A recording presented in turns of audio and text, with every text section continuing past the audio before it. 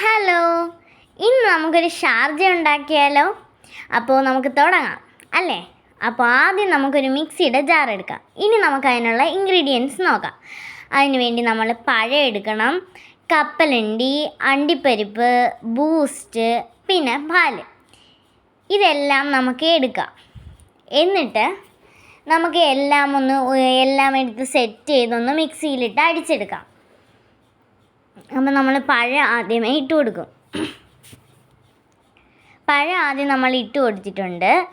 ഇനി നമുക്ക് കപ്പലണ്ടി ആഡ് ചെയ്ത് കൊടുക്കാം. നമ്മൾ കപ്പലണ്ടി ആഡ് ചെയ്തതിന് ശേഷം അണ്ടിപ്പരിപ്പ് ആഡ് ചെയ്തു. ഇനി നമുക്ക് ബൂസ്റ്റ് ആഡ് ചെയ്ത് കൊടുക്കാം. ഞാനിവിടെ 2 കവർ ബൂസ്റ്റാണ് ആഡ് ചെയ്യുന്നത്. ഇനി നമുക്ക് നല്ല കട്ട പാൽ ഒഴിച്ച് കൊടുക്കാം. ഞാനിവിടെ മിൽമയുടെ പാലാണ് എടുത്തത്.